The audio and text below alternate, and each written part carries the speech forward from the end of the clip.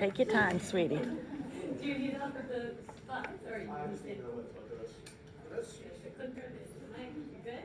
All right, give me a sec. Yeah, no, we can do the slide. I think that would actually be helpful. Give me a sec. You're Yeah. gonna what, yeah, you're gonna make things. I was actually just gonna give it to my mom over there, Oh. but this, yeah.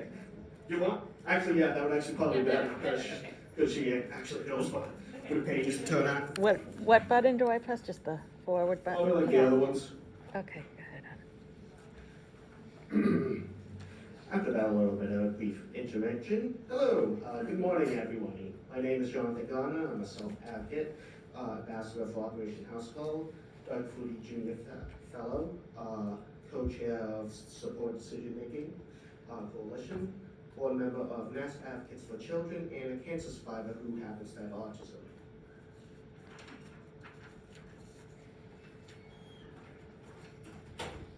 On April 19th, 2021, I began treatment for Ewing sarcoma.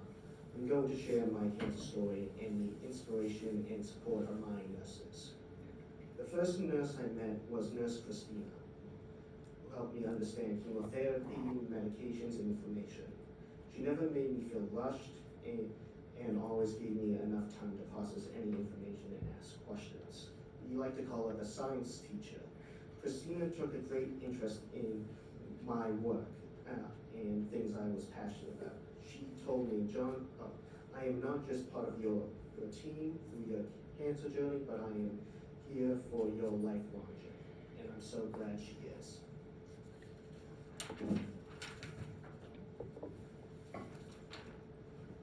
Next, I met Nurse Lauren, who was my chemotherapy nurse. I was overwhelmed by her kindness and support. When I felt broken and wanted to quit, Lauren shared her personal cancer journey with me. Lauren made me feel like I was being cared for during the treatments, and I felt I was not alone in my struggles. She always asked me about my video games and favorite things. Whenever Lauren had to leave the room, she would say, in tone and voice, I'll be back, which always made me smile. This is a picture of me and Lauren. She surprised me one day with a Cookie Monster cancer cap for my head. Lauren nominated me for Caring for a Cure, which is a program with the goal to improve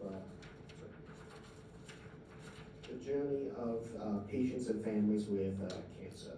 She did this just to bring me some joy during a hard time. She made me feel special by decorating my fluid backpack with a Cookie Monster sign and a personal note. When I was almost done with chemotherapy, Lauren told me, I and my mom, that she would be leaving in the future and moving to a different department. I had grown to trust Lauren and decided to give her my cell number to stay in contact. Lauren continued to visit me during my cancer journeys, such as on my 6th time receiving the drug that was called the Red Devil, and on the last day of chemotherapy. I was happy to have Lauren there to celebrate with me and meet the rest of my family. Now that I am in recovery, we are still connected. This is a picture of the backpack that Lauren decorated for me and the sign she made that reads, keep calm and I had to do the voice, I'm sorry. This picture is when she nominated me for Caring for a Cure and won. And I won, excuse me. This is my nurse, Judy Ann. Judy Ann stepped in to assist me when we could not find someone else to access my port at home. She did this all because she wanted to provide me with some time at home during the weekends and on my short weeks of chemo because I was getting homesick. This allowed me to rest more at home and avoid daily commutes to Boston. She did this after a long day of work herself and without pay. She just wanted me to feel better. Judy Ann would always tell me, Jonathan, we are here for your physical well-being and to support you emotionally as well. We all love you and are going to work together to make you completely well. This is a picture of Nurse Judy Ann administrating me with a shot while I was at home. she is just an angel and one of the most kindest people I know. Oops. Sorry. This is my nurse, David. David took the time on lunch breaks to come down and visit me during my chemotherapy.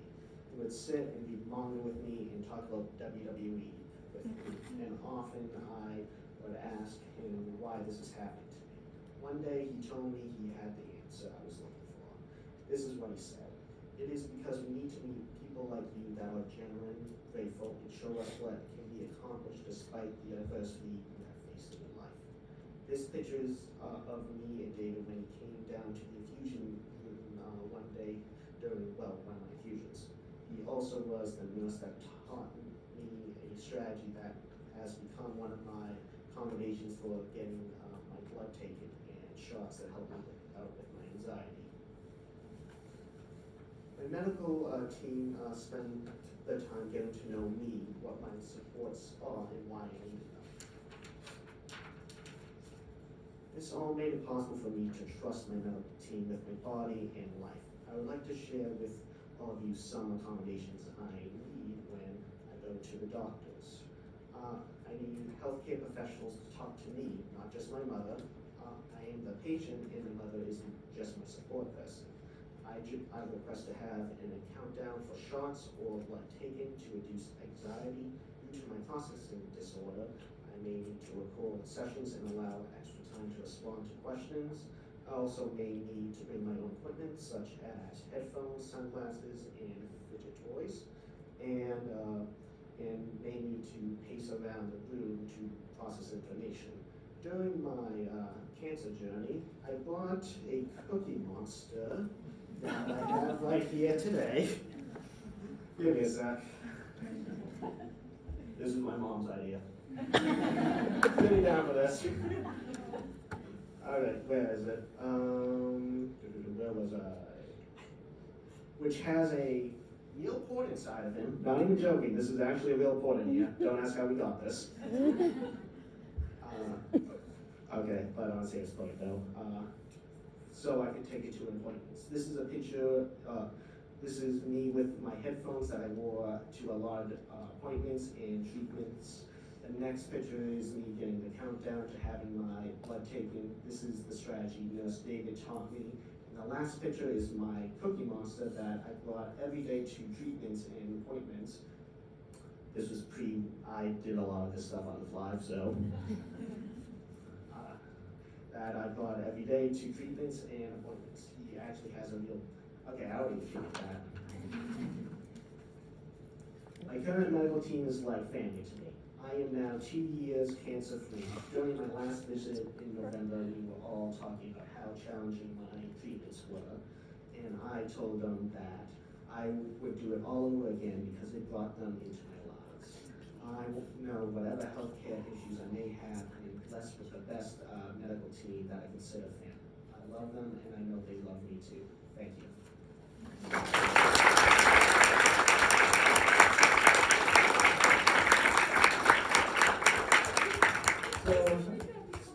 So do we just bring up the entire panel, or am What I? if people can have questions for you for right now, and then we'll bring everybody up. Well, you got the exclusive one, so. So raise your hand if you want to hear what this crazy person has to say.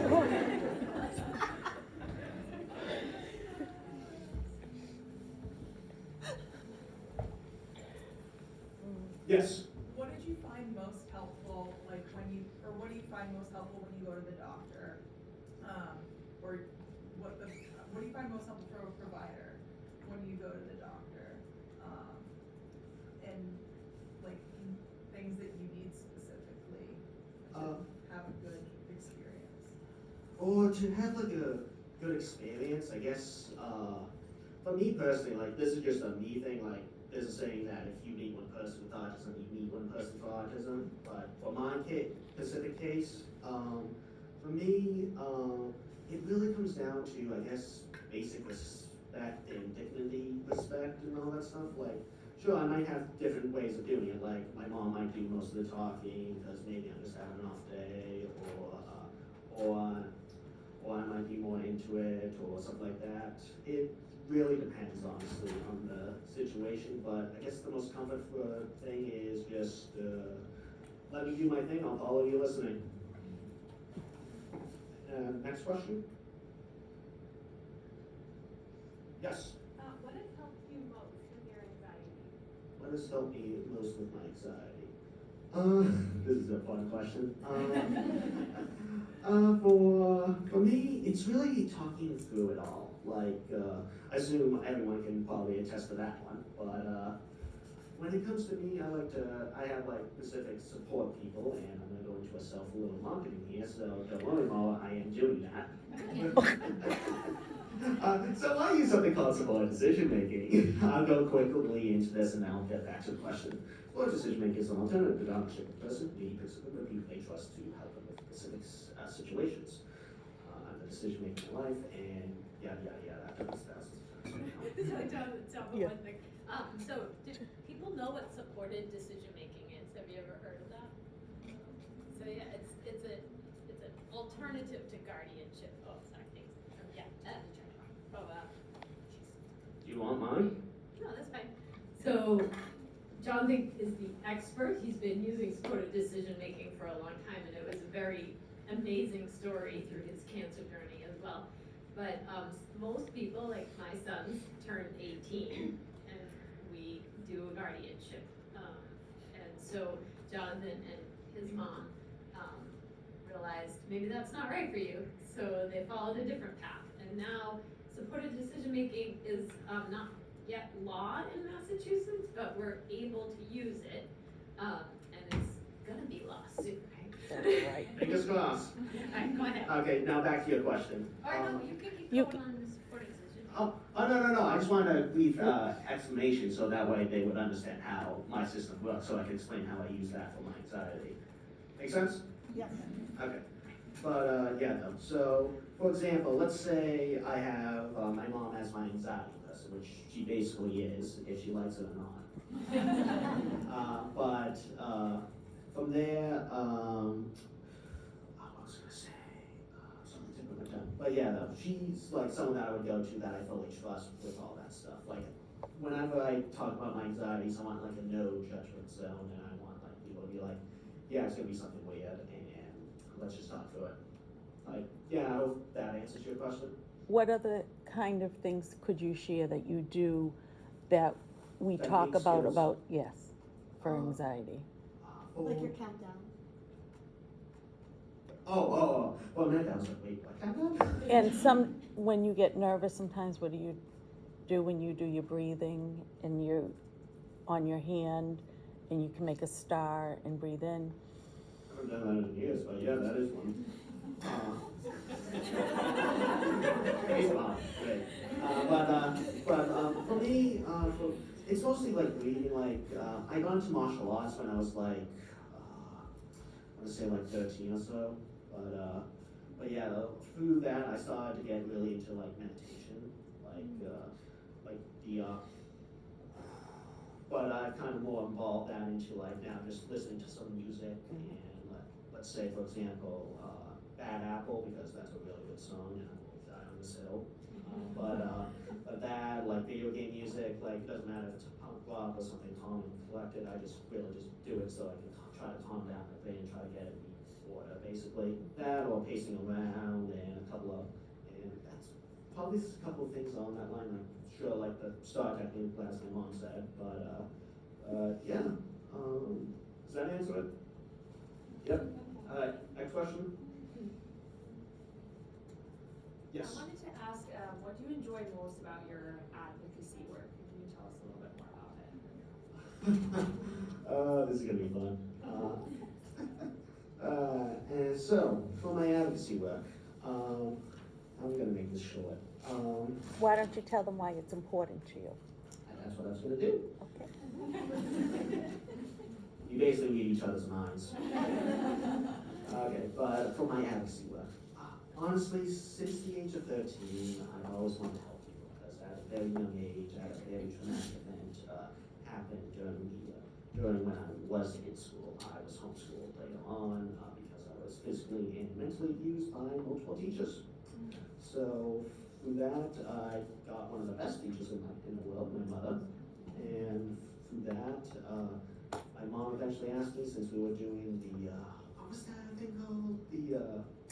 The restraint and seclusion law in Massachusetts. No, that wasn't what I was gonna say. No, well, besides that, I can get into that in a second, but, there was the, thing, what was that thing called, like the STAR thing, like the personal goals stuff? Oh, the Charting for Life course Yes. with, so we made a supportive star for you, Yes. and you were you were front and center in the star. Yeah, so basically, we had like a support staff for the Charting for Life program thing that you need.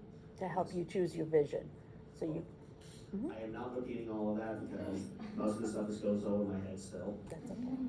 But hopefully you all heard that. But if not, I'll just go over there and put this mic for a second.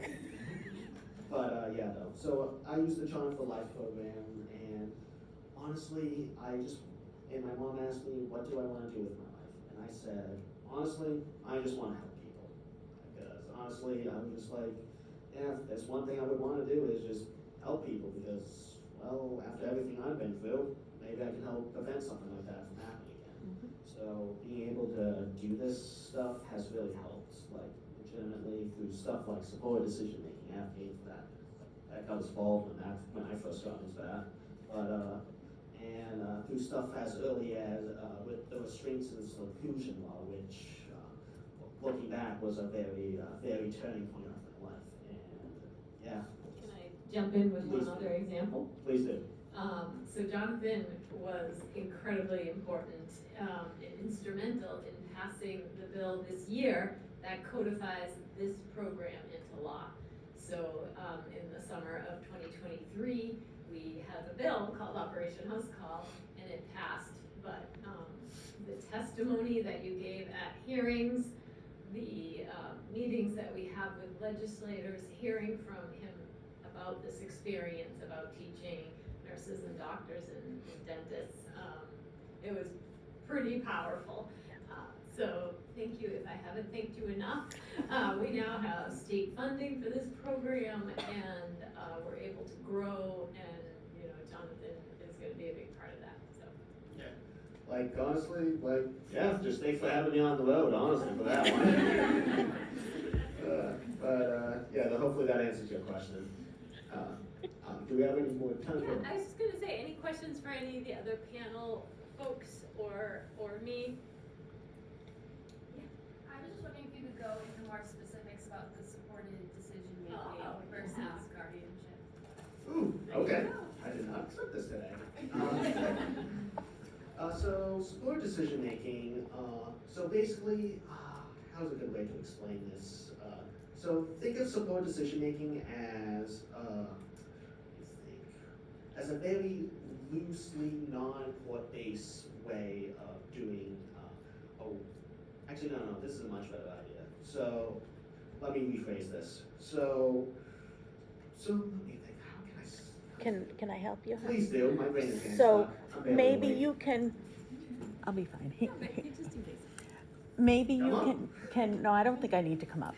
But maybe you can tell them how you like to explain it as you're the CEO. Oh, why don't I just default to that? It's okay. I'm on the That's what, Nancy Gunn, that's why I'm supporting you. But yeah, no. So this is how I see support decision making.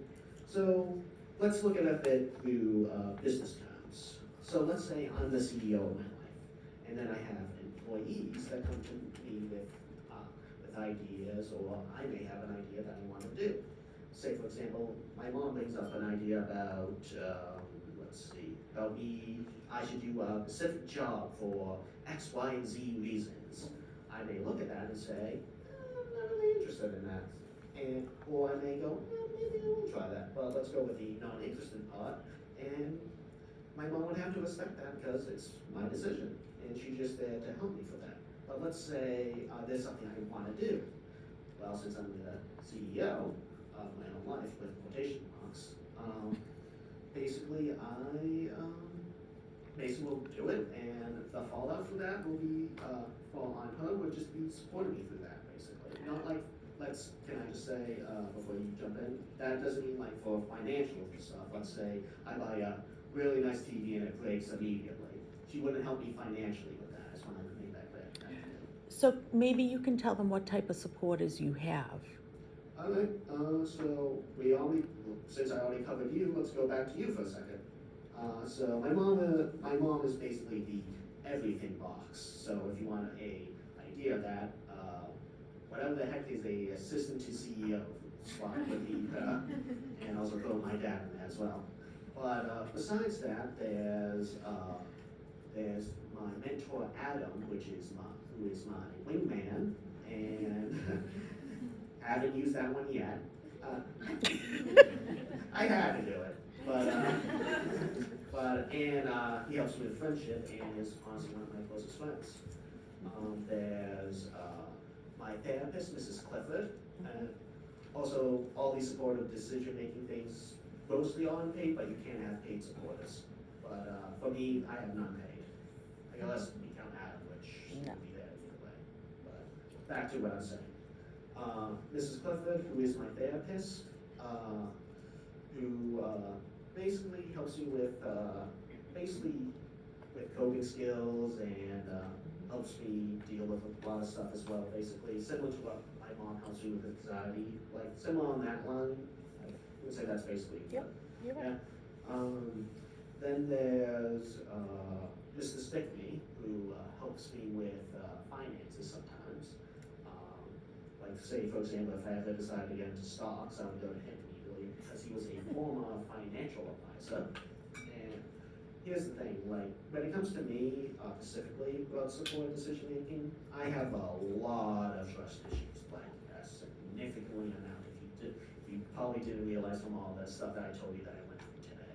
But so if I was to say, for example, ask someone to be a part of my support team, that's not only a sign of trust, but as a sign of respect. It's basically putting a pen to paper, if you want to use those terms, that I would go to you for support, basically. For example, here's one right there, Laura. Laura is one of my work supporters. And no, this is not how I got the ambassadorship. I had to make the nepotism joke somewhere. But yeah, no, honestly. Maybe you can also just quickly tell them how you use supported decision-making when you were sick, honey. Real quick. Yeah, that'll be easy. When I was 6 months into chemotherapy and 2 weeks into radiation, I came home one day, and my body and mind were feeling horrible and hopeless. I went up into my room and just bawled my eyes out, and eventually my mom came in and asked what was going on. And I said, after a long rant, I said, I don't care what happens to me, I just want to stop, even because of the 2 minutes. From there, my mom had to take time to process this all herself, and eventually she came back, not as my mom, not as Nancy Gardner, but as my support person. And she said to me, Jonathan, I do not know how we'll get through this, but if you put your faith in me, I'll try to find a way through this. Then we scheduled an emergency meeting with some doctors and all that stuff, with my medical team, and from there, I basically went in, gave full permission to my mom. She's my healthcare proxy, and from there, they all came up with a plan and brought it back to me. And after getting a couple of my questions answered, I ultimately agreed to move forward for it, and it not only saved my life mentally, but physically as well, with allowing me to go through it. Because honestly, going through chemotherapy and radiation is some of the toughest things I could ever do, or anyone can really do. This stuff is hard. Like disability or not disability, it's hard. It's life. But yeah, that's enough of me sulking and all that stuff. That's okay.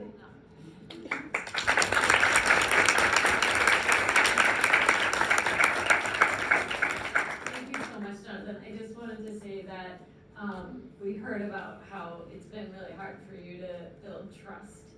And then you told us those stories about your nurses and how much you trust them, and how they really did change a lot of your, feelings about going forward, and so we just wanted to remind people what a difference they made for Jonathan. And thank you for sharing. Well, thank you for all having me.